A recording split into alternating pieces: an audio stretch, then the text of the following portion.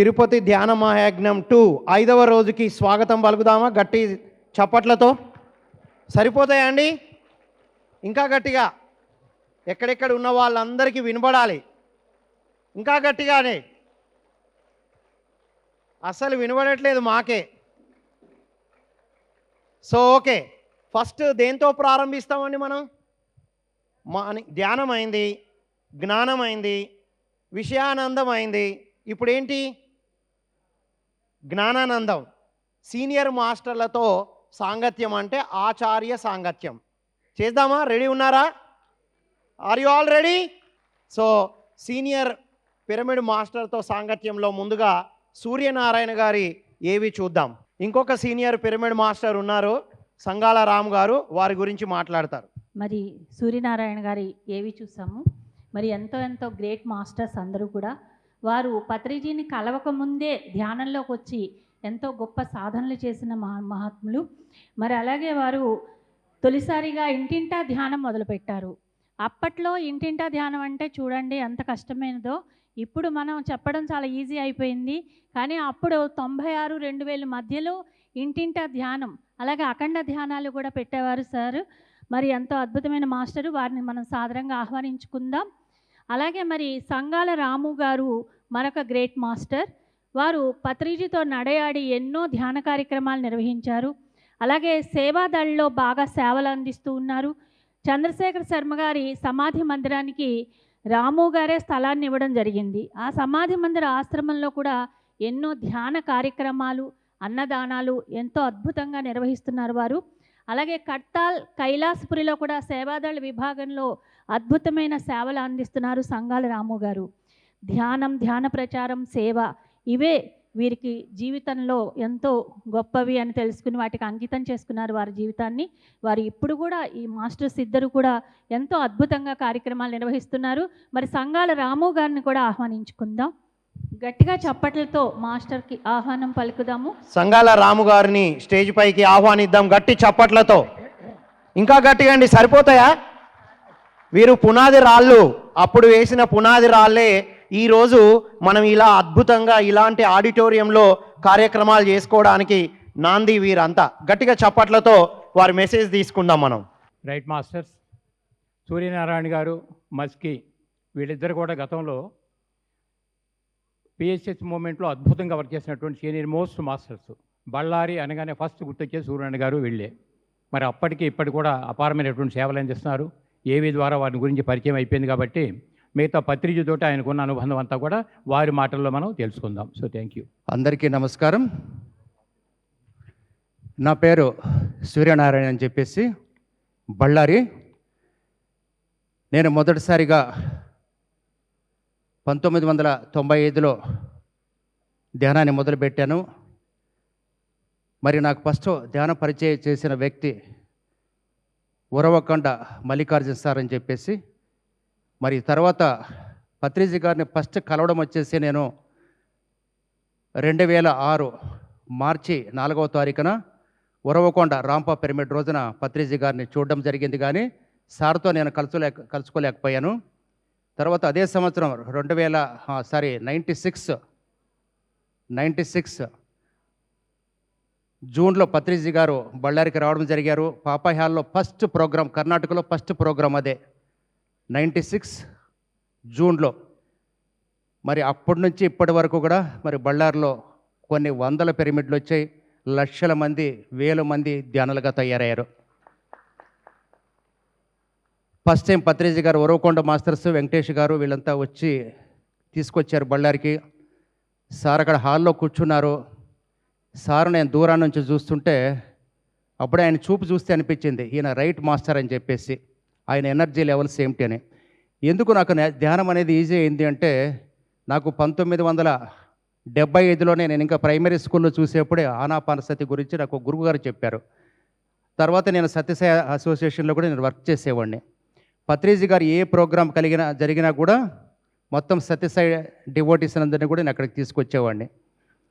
తర్వాత నేను ఆర్గనైజర్గా చాలా కార్యక్రమాలు చేయడం ఏంటంటే, ఇలా ర్యాలీలని 2001లోనే శాఖాహార ర్యాలీలని, ఇంటింటి ధ్యానం అని చెప్పి ఇలాగా రకరకాలుగా మనం రీతిగా జనాల్ని ఎక్కువగా మందిని మనం కలుగజేసేవాళ్ళము.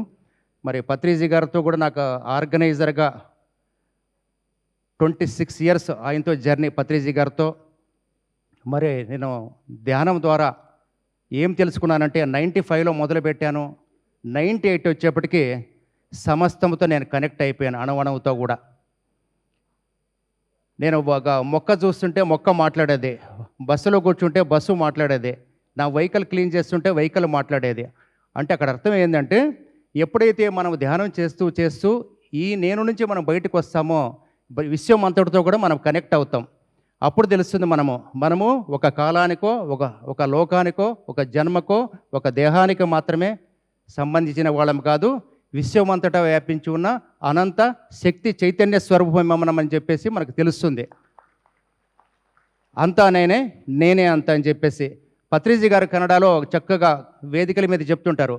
ఎల్లరల్లో నానే ఎల్లరల్లో నన్న ಹೆಸರು భగవంత, భగవంతన ಹೆಸరే నాను. అంటే అక్కడ ఏంటంటే అందరిలో నేనున్నాను, నాలో అందరూ ఉన్నారు, నా పేరు భగవంతుడు, భగవంతుడి పేరు అది అని చెప్పేసి చెప్తుంటారు. కాబట్టి ధ్యానం చేయడం అనేది ఉద్దేశం ఎందుకో కాదు చేయడం అనేది మనము దేన్నో తెలుసుకోవడం కాదు, మనమెవరో మనం తెలుసుకోవడం. ఎప్పుడైతే మనము ధ్యానం చేస్తూ ఏమవుతుందంటే ఒక్కో మెట్టు ఎక్కుతూ చివరికి తెలుస్తుంది నీవెవరు అనేది. అలాగే మనము మూలాధారం, స్వాధిష్టానం, మణిపూరకం, అనాహత, విశుద్ధ, ఆజ్ఞ, సహస్రాల ఇలాగా మనం ఒక్కో మెట్టు ఎక్కుతూ చివరికి ఏమైపోతుందంటే 7 కొండలవాడు అంటే ఎవరు కాదు నీవే అనేది నీకు అర్థం వస్తుంది. నీవే 7 కొండలవాడు, నీవే సర్వంతర్యామి, నీవే అఖిలాండ కోటి బ్రహ్మాండ నాయకుడు, నీవే సకల సంపద రూపుడు అని చెప్పేసి మన భగవంతుని రకరకాలుగా మనము స్తోత్రాల ద్వారా, జపాల ద్వారా, భజనల ద్వారా పూజిస్తుంటాము. దాంట్లో ఉండే అర్థాలన్నీ కూడా ఏంటంటే నీ అసలైన స్వరూపం అదే. కాబట్టి మనం ఎప్పుడైతే ధ్యానము సంకల్పరహితంగా, కోరిక రహితంగా, ఫలాపేక్ష రహితంగా ఎప్పుడైతే ధ్యానం చేస్తూ పోతుంటామో ఏది తెలుసుకోవాలో తెలుసుకుంటాం. ధ్యానం చేసే ఉద్దేశం ఏమంటే ఏది తెలుసుకుంటే ఇంకా తెలుసుకోవడానికి ఏమి ఉండదో అది తెలుసుకోవడం కోసం చేసే సాధనే ధ్యానం. ఏది అది అంటే నీవెవరో నీవు అనేది. కాబట్టి సమస్తంతో మనం అంతా అనుసంధానమైనప్పుడు నీకు అసలైన జ్ఞానం అవుతుంది. నీవే శక్తి, నీవే చైతన్యం, నీవే పరమాత్మ, నీవే పరబ్రహ్మ అనేది తెలుస్తుంది. పుస్తకాలు చదవడం ద్వారా పరిమితమైన జ్ఞానమే ఉంటుంది, కానీ ధ్యానం అంటే మస్తకాన్ని చదవడమే. మనలోనే సృష్టి రహస్యమంతా దాగి ఉంది. వాల్మీకి మహర్షి ఏ స్కూల్కి వెళ్ళి చదివాడు? ఎక్కడికి వెళ్ళలేదు కదా. మరి ఎప్పుడైతే ఆయన మహాశూన్యంలోకి వెళ్ళిపోయాడో త్రికాల జ్ఞాని అయ్యాడో, రాముడు పుట్టకముందే రామాయణాన్ని రాశాడు. అలాగా మనం ధ్యానం అనేది ఏ సంకల్పం వద్దు, ఏ కోరిక వద్దు, బియాండ్ ద మైండ్, అతీత స్థితికి వెళ్ళినప్పుడు ఆ పరమ సత్యాన్ని మనం తెలుసుకోగలుగుతాం. కాబట్టి ధ్యానం చేసే ఉద్దేశం అది ఇది. మరి పత్రిజీ గారు అలాంటి గొప్ప వ్యక్తి దొరకడం అనేది మనకు మన పిఎస్ఎస్కి ఒక మహాభాగ్యం. యోగులు చెప్తారు 3 రకాల సాధనలో చివరి సాధన ఏది అంటే ధ్యానం అని. ఎందుకు దీని చివరి సాధన శ్రేష్టమైంది అంటే మనిషి తన్ను తాను తెలుసుకోవడానికి ఉన్న ఏకైక మార్గం ఏది అంటే ధ్యానమే. మరి ఎన్నో జన్మల సుకృతం ఉంటే మరి ఇలాంటి పిఎస్ఎస్ఎంలో పత్రిజీ గారి సాంగత్యంలో మనం చక్కగా ధ్యానం చేస్తున్నప్పుడు చిన్న దానికోసం సంకల్పించడము, ప్రతిఫలాపేక్షతో చేయడం ద్వారా మన గమ్యం మనం చేరుకోలేము, మనం తెలుసుకోవాల్సింది తెలుసుకోలేము. కాబట్టి ధ్యానం చేస్తూ ఉండండి. ధ్యానం చేస్తే ఏమవుతుందంటే కోరికలతో ధ్యానం చేస్తున్నంత కాలం కూడా, సంకల్పాలతో ధ్యానం చేసుకున్నంత కాలం కూడా నీకు సత్యం అనేది తెలియదు. ధ్యానం చేయడం ఎందుకు అంటే కోరే స్థితి నుంచి ఇచ్చే స్థితికి వెళ్ళడం. భగవంతుడు ఎలాగుంటాడు? ఇచ్చేవాడు. కోరేవాడు ఎవరు? నువ్వు తెలుసుకున్నా తెలుసుకుపోయినా ఎవరు? భగవంతుడే కదా. కాబట్టి ఎప్పుడైతే ధ్యానం చేస్తూ పోతావో విశ్వమంతా నేనే ఉన్నాను అనేది మీకు స్పష్టంగా అర్థమవుతుంది. అప్పుడు తెలుస్తుంది సకల సంపద రూపుడు నేనే. ప్రతి శ్లోకంలో ఉండేది, స్తోత్రంలో ఉండేది, జపంలో ఉండేది, అన్నిట్లో ఉండే దాని భావార్థం మీకు స్పష్టంగా తెలుస్తుంది. అవన్నీ కూడా నేనై ఉన్నాను, నువ్వు కొత్తగా ఏదేమీ లేదు. దానికి అహం బ్రహ్మాస్మి తత్వమసి. దేన్నైతే నువ్వు ఆరాధిస్తున్నావో అది వేరుగా లేదు, అది నీవై ఉన్నావు ఆల్రెడీ. ఆ మాయని ఛేదించే మార్గము అదే ధ్యానం అనేది. కాబట్టి నీ ఉద్దేశం ఒకటే ఉండాలి, ఏది తెలుసుకోవాలని చేస్తావో అది తెలుసుకుంటావు. కాబట్టి రకరకాలుగా మనల్ని సంకల్పాలు పెట్టడము, మాస్టర్లు ఆహ్వానించడము, ఎనర్జీలు తీసుకోవడము, ఇవన్నీ కూడా సరైన పద్ధతులు కావు. నీలోనే అనంత శక్తి, అనంత దాగ్యం ఉంది. నువ్వు విశ్వాత్మ, అనంతుడు, అఖిలాండ కోటి బ్రహ్మాండ నాయకుడు, సర్వంతర్యామే. ఇవన్నీ ఎప్పుడైతే మీకు తెలుస్తాయో, కాబట్టి ధ్యానం ఎందుకు చేస్తామంటే ఏది తెలుసుకుంటే ఇంక తెలుసుకోవడానికి ఏది మిగిలి ఉండదో అది తెలుసుకోవడం కోసం చేసే సాధనే ధ్యానం. కాబట్టి అలాంటి అంత శ్రేష్టమైన ధ్యానాన్ని మనము చిన్న చిన్న వాటి కోసము చేస్తూ దురుపయోగం చేసుకోకూడదు. కాబట్టి మనలో ఎంతో శక్తి ఉంది. ఆకాశంలో సూర్యునిలో ఎంత శక్తి ఉందో అంత 1000 రెట్లు మనలో శక్తి ఉంది. కాబట్టి పత్రిజీ గారు మనకు 30 సంవత్సరాలు నిరంతరంగా ఆయన శ్రమించి మరి ఎంత బోధన చేశారో, ఎంత చెప్పాలో అంత చెప్పారు. అది తెలుసుకోకపోవడం అనేది మన మీద ఆధారపడి ఉంటుంది, మన సాధన మీద. ఎన్నోసార్లు కడతాళ వేదిక మీద సార్ చెప్పారు, ఒక బుద్ధుని అర్థం చేసుకోవాలంటే ఒక బుద్ధుడికి మాత్రమే సాధ్యము, ఒక పత్రిజీని అర్థం చేసుకోవాలంటే ఒక పత్రిజీ లాంటి వ్యక్తికి సాధ్యం అని చెప్పేసి. కాబట్టి ఎప్పుడైతే మనల్ని మనం సంపూర్ణంగా తెలుసుకుంటామో, మన మూలాన్ని మనం దర్శిస్తామో, అణువణువులో కూడా మనల్ని దర్శిస్తామో, సకలంలో కూడా మనల్ని దర్శిస్తామో, అప్పుడు నీకు తెలుస్తుంది అసలైన ఆధ్యాత్మికత అనేది. అంతవరకు కూడా గోరంత తెలుసుకొని గోరంత మనం చెబుతూ పోవడం ద్వారా మన ధ్యేయం నెరవేరదు.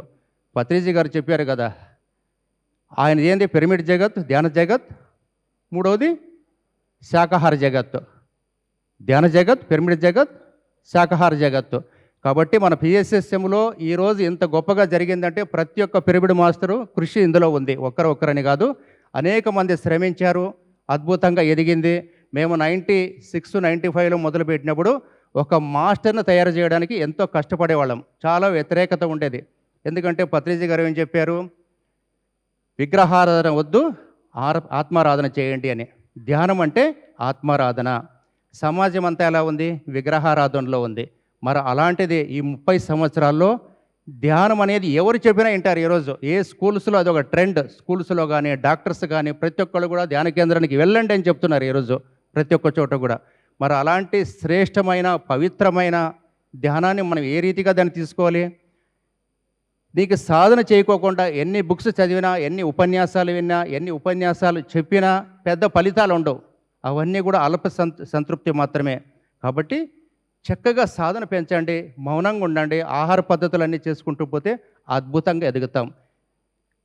కాబట్టి ఎవరి కోసం మనం ధ్యానం చేయడం, మనం ఎంత ఎక్కువగా ధ్యానం చేస్తూ పోతుంటే కొద్దీ మనలో అంత జ్ఞానం అనేది వస్తుంది. మన మాటల కంటే సత్యసాయిబాబా గారు ఒక మాట చెప్పారు ఎప్పుడు, నా జీవితమే నా సందేశం అని చెప్పేసి. ఎప్పుడైతే మన మాటలు కాదో మన లైఫ్ స్టైల్ చూసినప్పుడు చాలామంది ఎక్కువగా మారుతారు. మనము మాటలు ఎక్కువై మన పద్ధతులు మారినంతకారం కూడా ప్రజల్లో అంత పెద్దగా స్పందన రాదు. కాబట్టి మాస్టర్స్, పిఎస్ఎస్ఎం అనేది జ్ఞానానికి ఒక యూనివర్సిటీ లాంటిది ఇది. మరి ఇలాంటి గొప్ప సంస్థలు ఉంటూ ప్రతి ఒక్కరు కూడా అద్భుతంగా, ఇంకోటి ఈ సొసైటీలో ఉన్నంత ఫ్రీడమ్ ఏ ఆధ్యాత్మిక సంస్థలో కూడా లేదు. పత్రిజీ గారు ఎవరైనా పిరమిడ్ కట్టవచ్చు, ఎవరైనా పిరమిడ్ ఓపెన్ చేయొచ్చు, మరి ఎవరైనా బుక్ రాయొచ్చు, బుక్ రిలీజ్ చేయొచ్చు, ఎవరైనా ర్యాలీలు చేయొచ్చు, మరి దాంతోపాటు ధ్యాన ప్రచారాలు కూడా చేయొచ్చు. ఇంత ఫ్రీడమ్ ఇచ్చారు. ఆ ఫ్రీడమ్ని మనం సరిగ్గా ఉపయోగించుకుంటే మాత్రం అద్భుతంగా ఎదుగుతూ పోతాం. కాబట్టి మాస్టర్స్, నాకు కూడా పత్రిజీ గారితో చాలా అయిపోయింది. ఫస్ట్ టైం ఆయనతో కలిసినప్పుడు సార్ని చూసి చాలా ప్రోగ్రామ్ చేసి వచ్చారు. ఫస్ట్ ప్రోగ్రాంలోనే చూసి చాలా అలసిపోయారు. ఆయనకు మసాజ్ చేయాలనిపించింది.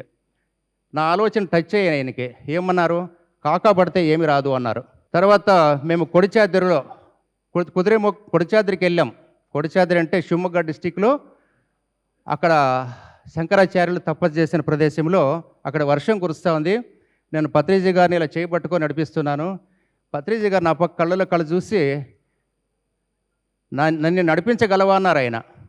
నన్ను నడిపించగలవా అని అంటే దాని ఎంత అర్థం ఉంది చూడండి. కాబట్టి పత్రిజీ గారితో మనం ఏమి అడగాల్సిన అవసరం లేదు. ఆయన వెంట తిరుగుతుంటే ఎన్నో మనకు తెలిసేటివి. మరి నేను ఇంకొక అనుభవం 2 నిమిషాలు చెప్పి ముగిస్తాను, సమయం తక్కువ ఉందేమో. మా అమ్మాయిలు ఇద్దరు పెళ్ళిళ్ళు కూడా పత్రిజీ గారు వచ్చారు. పిలవకపోయినా వచ్చారు. ఒక అమ్మాయి పెళ్ళికి, ఇంకో అమ్మాయి పెళ్లి కోసం పిలవడానికి కడతాళ్ళు వెళ్ళాం. మా మిస్సెస్, మా కూతురు, మేము కడతాళ్ళకి వెళ్ళి ప్రొద్దున్నే వెళ్ళాము. పత్రిజీ గారు ఇంకా డయస్ మీద ఉన్నారు. నేను ఫుడ్ కోర్ట్కి వెళ్ళి టిఫిన్ తింటున్నాను. నా ఇన్నర్ చెప్తుంది, నువ్వు వచ్చిండే పనేముంది, ఫస్ట్ పత్రిజీ కలిసి ఆహ్వానించాలి కదా ఈ ప్రోగ్రామ్కి, అది వదిలిపెట్టి నువ్వు టిఫిన్ చేసుకుంటున్నావే అని మనసు అంటే లోపల నుంచి ఏమొస్తుంది, నువ్వు చెప్పాల్సిన అవసరం ఏముంది, ఆయనకి తెలుసు కదా అని నేను అనుకున్నాను. ఇలా మనసులో అనుకున్నానో లేదో వెంటనే పత్రిజీ నా వెనకనే ఉన్నారు. ఏమయ్యా సూర్యనారాయణ ఏమిటి సంగతులు అన్నారు.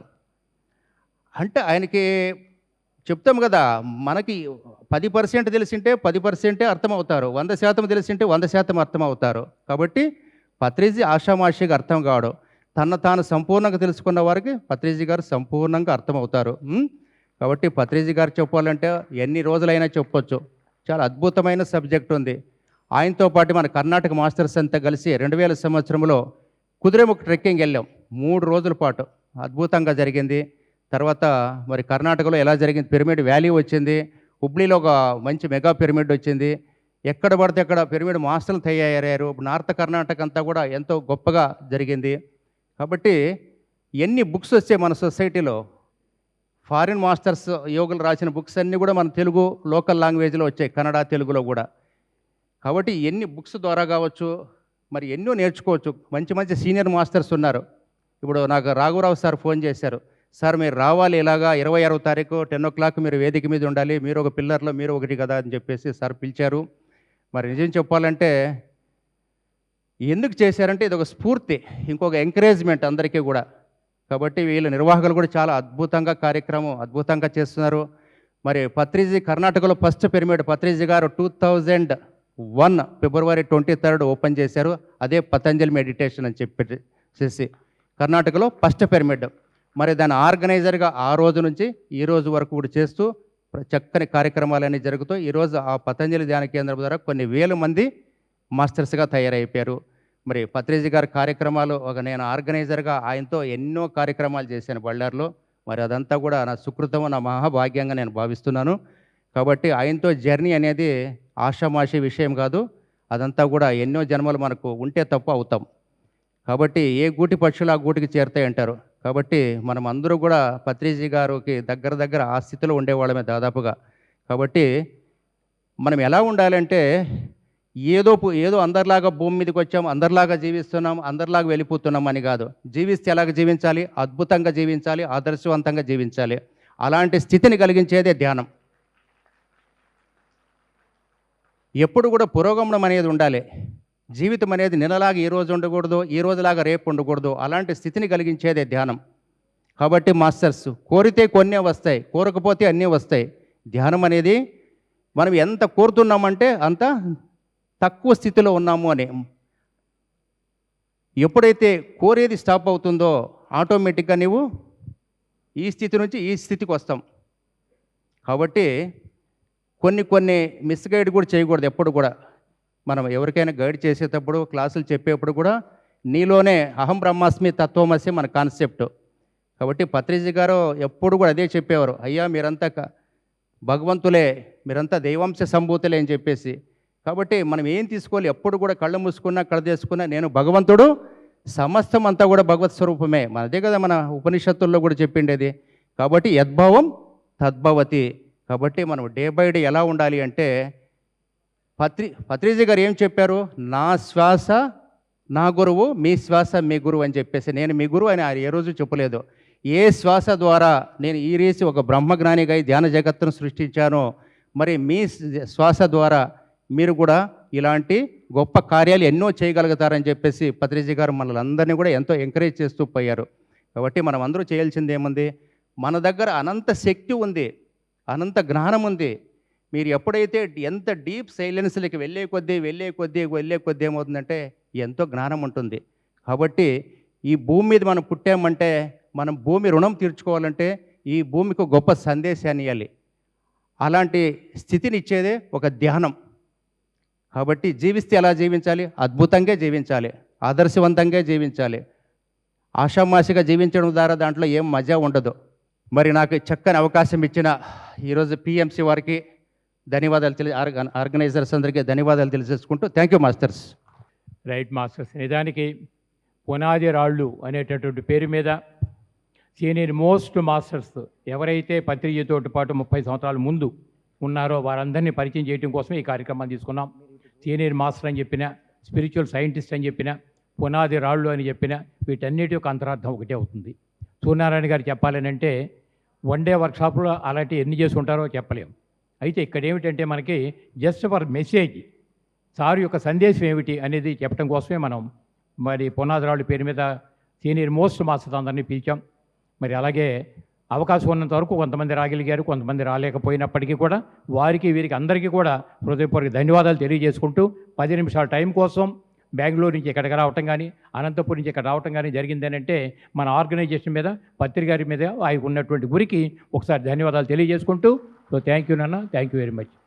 అలాగే రాముడు సంఘాల, ఇప్పుడు యాక్చువల్గా పరమేశ్వర రెడ్డి వీళ్ళంతా కలిసి చక్కని గ్రూప్ అనమాట. చంద్రశేఖర్ శర్మ అని చెప్పంటే సేవ అనే దానికి మారు పేరు ఎవరైనా ఉంటే చంద్రశేఖర్ శర్మ. మీలో ఎంతమందికి పరిచయం ఉంది చంద్రశేఖర్ శర్మ? చేతులు ఎత్తండి. చాలా తక్కువ మందికి. పిరమిడ్ పూజారి అనే ఒక నిక్నేమ్ కూడా ఉండేది ఆయనకి.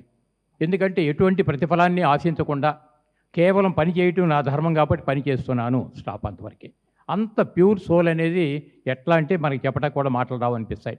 అటువంటి ఆయన శరీర విరమణ చేసిన తర్వాత ఆయనకి ఎక్కడ సమాధి కావాలి అనుకున్నప్పుడు కర్నూలు నుంచి ఒక 60-70 కిలోమీటర్ల దూరంలో సంఘాలు అనేటటువంటి గ్రామంలో చేద్దామని డిసైడ్ అయినప్పుడు మన రాముడు మాస్టర్ గారు ఆయనకున్న కొద్దిపాటి పొలంలో 1/2 ఎకర్ ల్యాండ్ గిఫ్ట్గా ఇవ్వడం జరిగింది. అంటే దానిలోనే చక్కని పిరమిడ్ నిర్మాణం చేశారు. దానిలోనే మన చంద్రశేఖర్ శర్మ గారిది పండుబాబు అని చెప్పండి ముద్దుగా మేము పిలుచుకునేవాళ్ళం. ఆయన సమాధి అక్కడే చేయటం జరిగింది. సమాధి దగ్గర ఎవరైనా కూర్చుంటే ధ్యానం చేసుకోవటానికి సుమారుగా 100 మంది పట్టేటటువంటి ఒక మంచి బిల్డింగు అక్కడ ప్లాన్ చేసి అది కూడా పూర్తి అయిపోయింది. ఆ 1/2 ఎకర్ అంతా కూడా ఎంత సద్వినియోగం చేయాలో అంత చేశారు. అవన్నీ ఎలాగనంటే ఇదిగో సంఘాల మాస్టర్స్, వీటితో పాటు ఇంకా కొంతమంది వచ్చి ఉన్నారు. కానీ మనకి సమయం తక్కువ ఉండటం వలన మన పరిచయం, ఎందుకంటే కొద్ది టైంలో రావటం వల్ల ఈయన ఏవి కూడా మనం చేయలేకపోయాం. అయినప్పటికీ కూడా సహృదయంతో మన మాటను గౌరవించి వచ్చేందుకు రాముడికి ధన్యవాదాలు చెప్తూ పత్రికతో ఆయన అనుబంధం చాలా సీనియర్ మోస్ట్ మాస్టరు, ఎంతో స్పిరిచువల్ డెప్త్, ఎటువంటి ఆడంబరాలు అట్టహాసలేనటువంటి చాలా జీవి అనమాట. ముందుగా బ్రహ్మర్షి పితామహ పత్రిజీకి, మరి స్వర్ణమాలమ్మకు, సదానంద యోగి మాస్టర్లకు నా యొక్క ఆత్మ ప్రణామాలు తెలియజేసుకుంటూ, ధ్యానమిత్రులకు, మాస్టర్లకు, దేవుళ్లకు నా యొక్క ఆత్మ ప్రణామాలు. నేను 97లో ఈ నెలలోని ఆగస్టులో ధ్యానంలో వచ్చాను. ఇప్పటికి కరెక్ట్గా 30 సంవత్సరాలు. అంతకుముందు 95లో శివమాల వేయడం జరిగింది. దాని ద్వారా మాంసాహారం నుంచి బయటికి రావడం జరిగింది. తద్వారా నేను రామకృష్ణ పరమహంస పుస్తకాలు ఎక్కువగా చదవడం జరిగింది. రామకృష్ణ కథామృతం అనే పుస్తకంలో సాధన తప్ప వేరే మార్గం లేదనే ఒక్క పాయింట్ దగ్గర ఆగి నేను అప్పుడు సాధన కోసం సరైన గురువు కావాలని గురువుల కోసం వెతకడం ప్రారంభించాను. 2 సంవత్సరాలు నా గురువుల కోసం అన్వేషణ. నాగల్దిండలో ధ్యానం చేస్తున్నారని విన్ని మరి అక్కడికి వెళ్ళి అక్కడ ధ్యానం నేర్చుకొని మొదటి సిట్టింగ్లోనే 3 అనుభవాలు పొంది తర్వాత పత్రిసార్ను ఎమ్మిగనూరు టీటీ కళ్యాణ మండపంలో కలుసుకోవడం జరిగింది. అంతకుముందు నేను భగవద్గీత ఇవన్నీ చదివాను 2 సంవత్సరాలు. ఉపనిషత్తులు, భగవద్గీత, ఏ పుస్తకం దొరికితే ఆ పుస్తకం. రామకృష్ణ ప్రభ, శ్రీశైల ప్రభ, శ్రీకాళహస్తి, వేదాంత బేరి, గణపతి సచిదానంద, భక్తిమాల 4 మ్యాగజైన్లు నా ఇంటికి వచ్చేటివి. అట్లా నేను ఎన్నో పుస్తకాలు 2 సంవత్సరాలు. మరి భగవద్గీతనైతే మైక్ పెట్టుకొని ఊర్లో గుళ్ళో చదివేవాడిని. పత్రిసార్ని కలిసినప్పుడు ఆ రోజు టీటీడీ కళ్యాణ మండపంలో భగవద్గీత వింటూ ఉన్నా. అంటే నేను చదివిన భగవద్గీతకి, సారు చెప్పే భగవద్గీతకి, అప్పుడు ఆయన చెప్తా ఉంటే భగవద్గీత, నేను ఈయనే కదా నేను ఇంతవరకు వెతుకుతున్న గురువు అంటే ఎంత స్పష్టంగా, ఎంత క్లియర్గా ప్రతి అక్షరం కూడా మన హృదయంలో వెళ్తుంది. అంత స్పష్టంగా ఆ రోజు సారు భగవద్గీత విని ఆ క్షణమే ఇంకా ఇంతకు నేను వెతుకుతున్న గురువు, ఇంతకంటే గొప్ప గురువు ఇంకెక్కడ లేడని డిసైడ్ అయిపోయి అప్పటి నుంచి ఇంకా ఎప్పుడూ వెనక్కి తిరిగి చూడలేదు. ఎలాంటి సందేహము లేదు. ఇంకా 24 గంటలు అదే పని నా పని మేము చిన్న పల్లెటూరు, కర్నూలు నుంచి 50 కిలోమీటర్లు, మంత్రాలయంకి 30 కిలోమీటర్లు, సుంకేశ్వర డ్యామ్ నుంచి 20 కిలోమీటర్లు, తుంగభద్ర నది ఒడ్డున మా ఊరు మధ్యలో ఉంది మంత్రాలయంకు, సుంకేశ్వర డ్యామ్కు. అక్కడ అప్పటి నుంచి మరి సార్ను స్టేజ్ నుంచి దిగి కింద కలిసిన తర్వాత అందరికీ సార్ సెకండ్ ఇచ్చేవాళ్ళు. అప్పుడు నా భుజం మీద చేసి ఏరా సంగతులు అన్నాడు. ఎంతో పరిచయం ఉన్నట్లుగా దగ్గర కళ్ళల్లో చూసి, సార్ నేను ఇంతవరకు శివమాల వేశాను, మాంసాహారం దూరం అయిపోయింది, ఎన్నో పుస్తకాలు చదివి ఎంతో బాగా ఎదిగాను సార్ నేను అందులో. మరి ఇప్పుడు నన్ను ధ్యానం చేయమంటారా, దాంట్లోనే కొనసాగమంటారా అని అడిగాను. అడిగితే ఒకసారి ఆయన ఇట్లా చూసి, బాబు ఇంతవరకు సైకిల్లో వచ్చావు, ఇప్పుడు నీ ముందు కారు వచ్చి ఉంది, సైకిల్లో వస్తావో కారులో వస్తావో నీ ఇష్టం అన్నాడు. మరి పక్కన చూస్తే మిగతా వాళ్ళకు ధ్యానం చేయంటాడు. అప్పట్లో సార్ని చూస్తే ఒక భయం ఉండేది. ఎవరైనా బొట్టు పెట్టుకొస్తే వచ్చే ఇంకా కథ, ఎవరైనా పూలు పెట్టుకొస్తే వచ్చే కథ. మరి అందరినీ అలా తిడుతూ చేస్తున్న ఆయన నన్ను చూసి ఎందుకు అట్లా అన్నాడంటే, నేను అంతకుముందు 94లో ఎంపీటీసీగా పోటీ చేయడం, ఎదుటి పార్టీ వాళ్ళు విత్డ్రా చేస్తావా నేను చంపేయాలంటే సరే చంపేసుకోండి అని చెప్పి ఆ పార్టీలో ఎంపీటీసీగా పోటీలో నిలబడడం, ఓడిపోవడం ఇదంతా జరిగింది. అంటే అప్పటికైనా కానీ ప్రాణం అంటే భయం లేదు.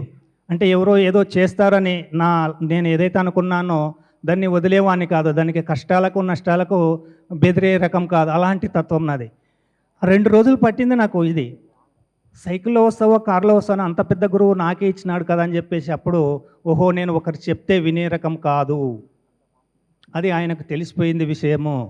కాబట్టి అదేదో నాకే వదిలేస్తే ఇంకా అయిపోతుంది అని పని ఆయన కూడా ఆయనకు తెలుసు. కాబట్టి అప్పటి నుంచి అలా మా ధ్యాన ప్రయాణం మొదలై 97 నుంచి 2 సంవత్సరాలు కర్నూలు బుద్ధా పిరమిడ్లో డిసెంబర్లో మొదటి 7 రోజులు సప్తాహాలు జరిగేటివి. తర్వాత 99లో మొదటి ధ్యాన యజ్ఞం. ఈ మొదటి ధ్యాన యజ్ఞానికి మాకు తెలిసిందల్లా ఈ సొసైటీలో మేము రైతులం కాబట్టి చిన్న పల్లెటూరు, మాకు తెలిసింది ఒకటే విద్య, పని చేయడం. ఈ ధ్యాన యజ్ఞానికి అప్పట్లో ఇప్పటిలాగా ఇంత డబ్బులు ఇవన్నీ లేవు కాబట్టి దానికి వంట సెరుకు కావాలి. ధ్యానయజ్ఞం బయటకు వస్తున్నాం, అప్పుడు బుద్ధా పిరమిడ్ వరకు ఉండేది, బయటకు వస్తున్నాం, ఇంకా ప్రజల్లోకి వెళ్తున్నాం.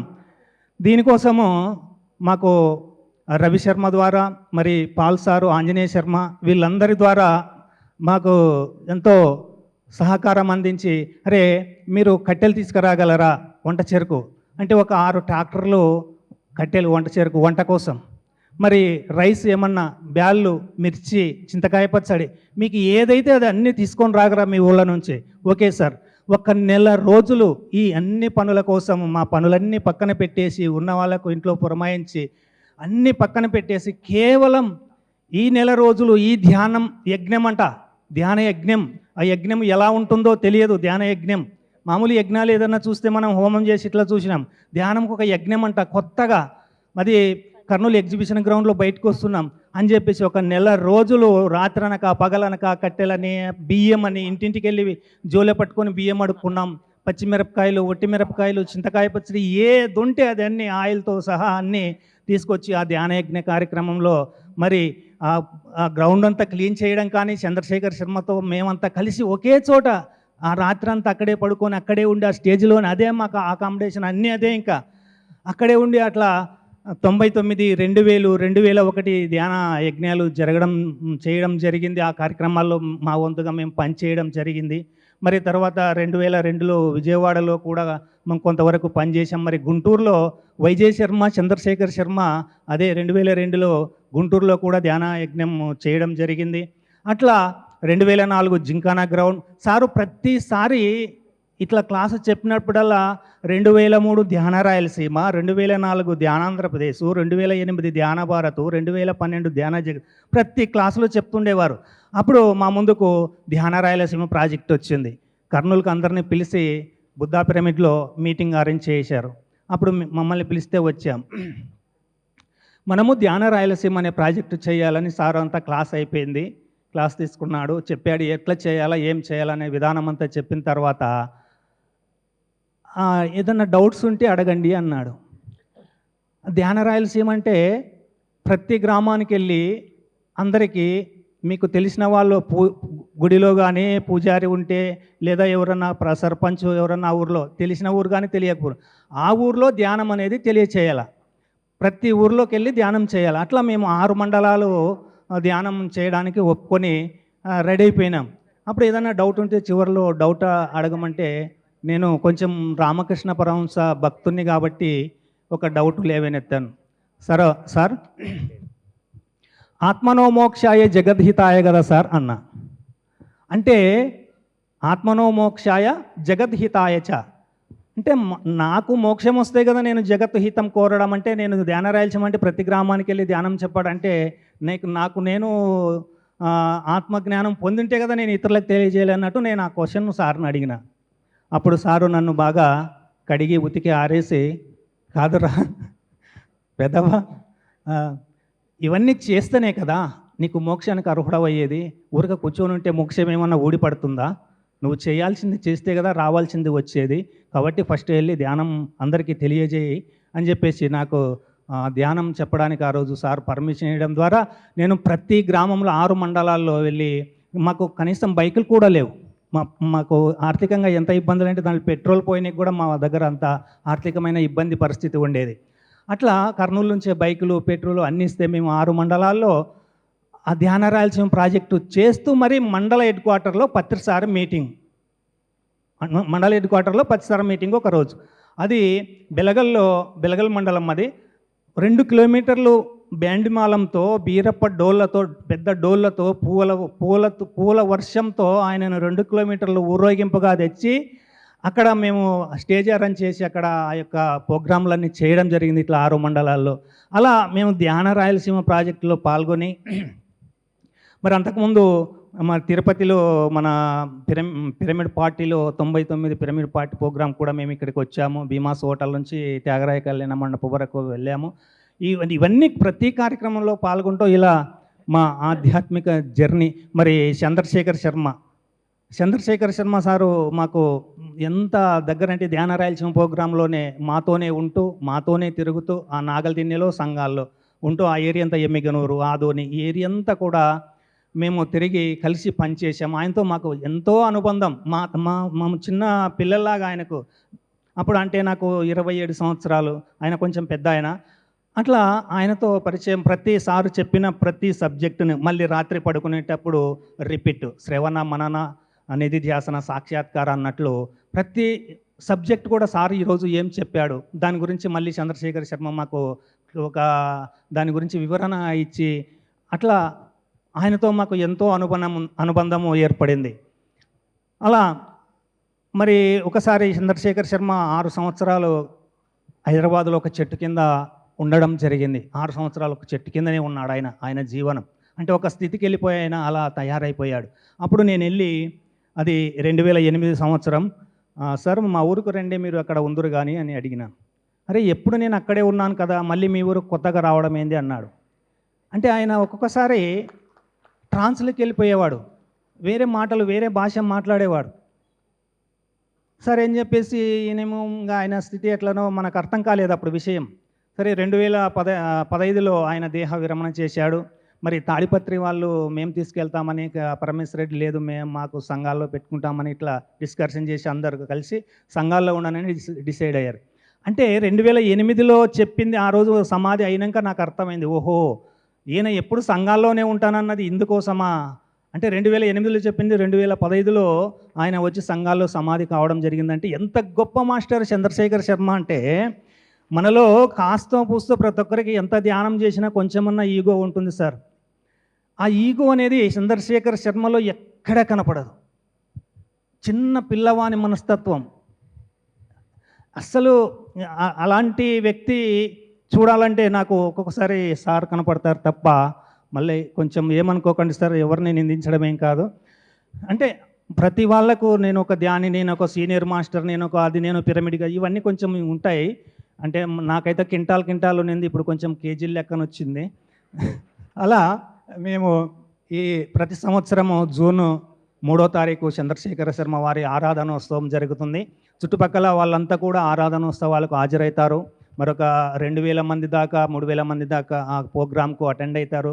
ఈ కర్నూలు, ఎమ్మిగనూరు, హైదరాబాద్ ఆయనకు మొదట్లో తెలిసిన వాళ్ళంతా కూడా వస్తారు. ఆయన చంద్రశేఖర్ శర్మ అంటే సార్కు బాగా పరిచయం. అట్లా తెలిసిన వాళ్ళంతా కూడా మొదట్లో ఉండేవాడు ఆయన. అంటే పత్రి సారు ఒకసారి అలా వెళ్తున్నప్పుడు, సార్ మనం ఒక పుస్తకం రాయాలని ఒక సూచన చేసింది చంద్రశేఖర్ శర్మ అంట. అంటే అప్పుడు తులసీదళం రాయడం పత్రి సారు ఈ చంద్రశేఖర్ శర్మ పుస్తకం రాయాలని చెప్పినందువల్లనే పత్రి సార్ తులసీదళం అనే పుస్తకానికి రూపకల్పన చేశాడన్నది విన్నాము. మరి ఈ రకంగా మా యొక్క ఆధ్యాత్మిక ప్రయాణం అనేది జరుగుతూ ఉంది సార్. మరి మాకు తెలిసిన ఈ సేవ అని, ఇప్పుడు సేవ అంటున్నాం, మాకు అప్పుడు పని అని తెలుసు. మరి ఈ పని చేసుకుంటూ వచ్చాము. ఆ ప్రతి ధ్యాన యజ్ఞంలో కూడా మా పని ఉంటుంది. ఇప్పటికి కూడా కడతాల్లో మా డ్యూటీ అనేది ఖచ్చితంగా మెయిన్ ప్రోగ్రాంలలోనే ఉంటుంది. కానీ మేము ఎవరికి బయట కనపడే రకం కాదు, ఎక్కడో ఉంటాము, ఏమేమో చేస్తుంటాము. మాకు ఇవన్నీ స్టేజ్లు ఇవన్నీ కుదరని పని. మేము హాయిగా మా పని ఆడుకుంటూ పాడుకుంటూ చేస్తూ వస్తాం సార్. మరి ధ్యానం ద్వారా నేను ఏదైతే కోరుకున్నానో, అంటే రామకృష్ణ పరమహంస లాంటి గురువు కావాలనే నా ఫుల్ సంకల్పం పడి ఆ పుస్తకాలు చదవటం. అలాంటి గురువు కోసం నేనైతే వెతికానో అంతకు 1000 కోట్ల రెట్లు గొప్ప గురువుని నేను దొరికించుకున్నాను, పొందాను అని నా జీవితం ధన్యం చేసుకున్నాను. నేను ఎంతో గొప్ప స్థితులు కూడా అనుభవించాను. ఎన్నో అనుభవాలు ఉన్నాయి సార్తో, చెప్పలేనటువంటి అనుబంధాలు. ఇక్కడ కడతాల్లో ఎంత 1000 మందిలో ఉన్నా కూడా ఇట్లా అనేవాడు సార్. దగ్గరకు వస్తే ఏంటి సంగతులు, అంత ఓకే సార్, అంత ఓకే.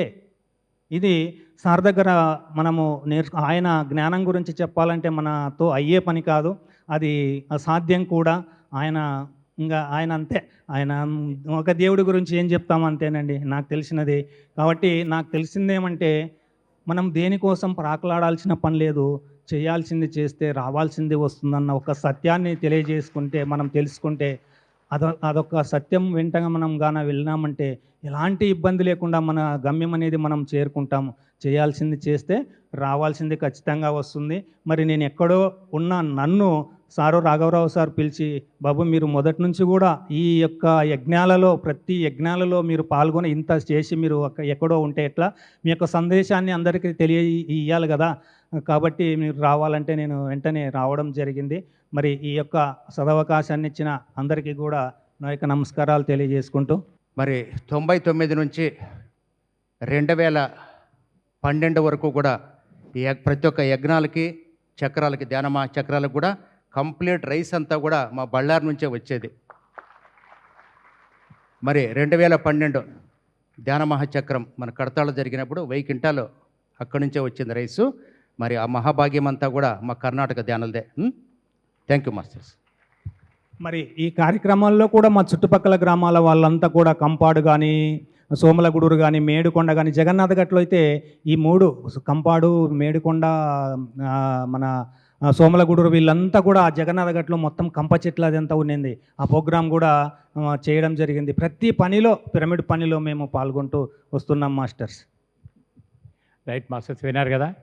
మీరు కర్నూలు వెళ్తే బుద్ధా పిరమిడ్ ధ్యాన కేంద్రం బీవీ రెడ్డి గారి ఆధ్వర్యంలో ఎలా అయితే నిర్మాణం జరిగిందో, అలాగే ఆ పక్కకి నందవరం కనుక వెళ్ళినట్లయితే పత్రిగారి గురువు సదానంద యోగి ఆయన సమాధి ఎలా అయితే ఉందో, అలాగే ఇటు మంత్రాలయం వైపు కనుక వెళ్తే సంఘాల అట్లా ఉంటుంది, ఒక 50 కిలోమీటర్ల దూరంలో. దయచేసి అందరూ కూడా రండి ఒకసారి. వెళ్ళి బట్ ఆ సమాధి ప్రాంగణంలో మనం కనుక ధ్యానం చేసినట్టయితే బట్ ఆ వైబ్రేషన్ మనకి ఎటువంటి ఎనర్జీస్ ఇస్తూ మనకు అర్థమవుతాయి. చూడాలి, తెలియాలి ఇవన్నీ కూడా.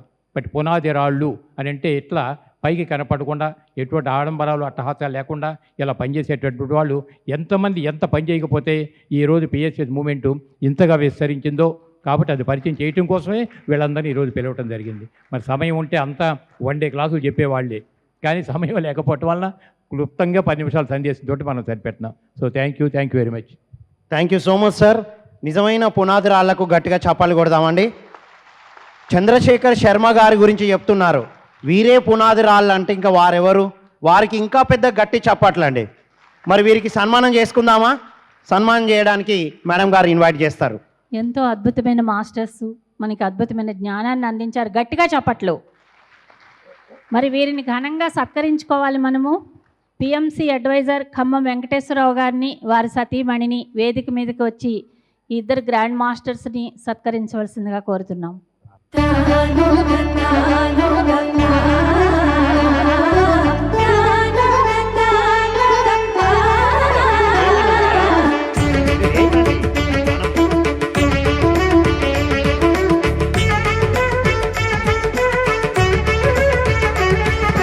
बुद्धं शरणं गच्छामि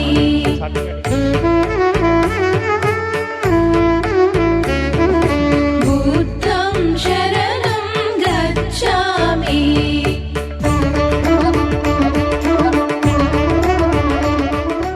గట్టిగా చప్పట్లు కొడదామా?